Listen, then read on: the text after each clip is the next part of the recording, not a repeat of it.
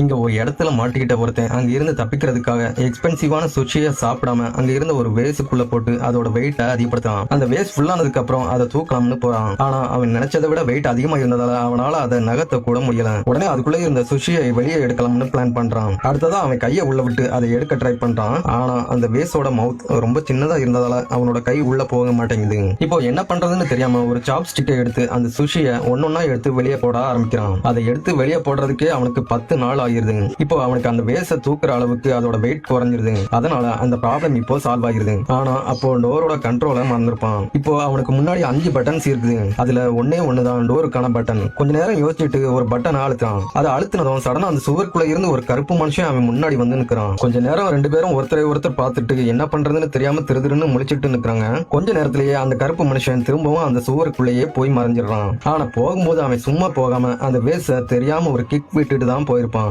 அதனால அந்த வேஸ் இப்போ உடைஞ்சு போகுது.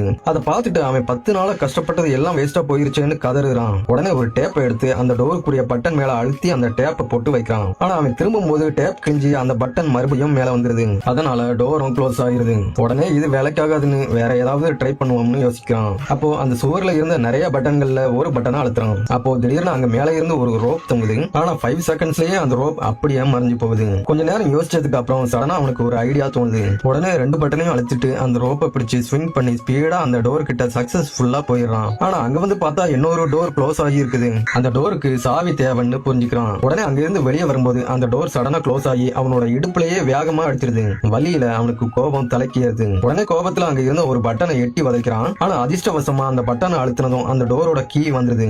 ஆனா அந்த கீயும் 10 செகண்ட்ஸ்லயே மறைஞ்சு போகுது. உடனே அந்த பட்டனை ஞாபகம் வச்சுக்கிறதுக்காக அதுக்கு மேல சுஷியை வச்சு மார்க் பண்றான். அதுக்கப்புறமா ஃபுல் பிளானும் பண்றான். ஃபர்ஸ்ட் அந்த ரோப் பட்டனை பிரஸ் பண்றான். அதுக்கப்புறமா அந்த ரோப்ல அப்படியே ஸ்விங் பண்ணி போயிட்டு சுஷி பட்டனை பிரஸ் பண்றான். அதுக்கப்புறமா அந்த ரோப்ல ஸ்விங் பண்ணி போய் அந்த கீயை எடுத்துட்டு அப்படியே டோர் பட்டனையும் பிரஸ் பண்றான். எல்லாம் அவன் பிளான் பண்ண மாதிரியே சக்சஸ்ஃபுல்லா நடந்துருது. உடனே அந்த கீயை போட்டு டோரை ஓபன் பண்ண ட்ரை பண்றான். ஆனா அப்பவும் அந்த டோர் ஓபன் ஆகல. அப்பதான் அந்த டோருக்கு மேல ஒரு நம்பர் லாக் அவனோட கண்ணுல படுது. உடனே கோபத்துல எதையோ தூக்கி எறியறான். அது அங்க இருந்த ஒரு பட்டன் மேல போய் பட்டுருது. உடனே அந்த கருப்பு மனுஷன் திரும்பவும் சுவருக்குள்ள இருந்து அவன் முன்னாடி வந்து நிற்கிறான். அப்பதான் அவனோட தலையில 3 நம்பர்ஸ் எழுதி இருக்கிறத கவனிக்கிறான். அதுக்கப்புறம் தான் இந்த நம்பர்ஸ் அந்த லாக்கோட பாஸ்வேர்டுன்னு புரிஞ்சுக்கிறான்.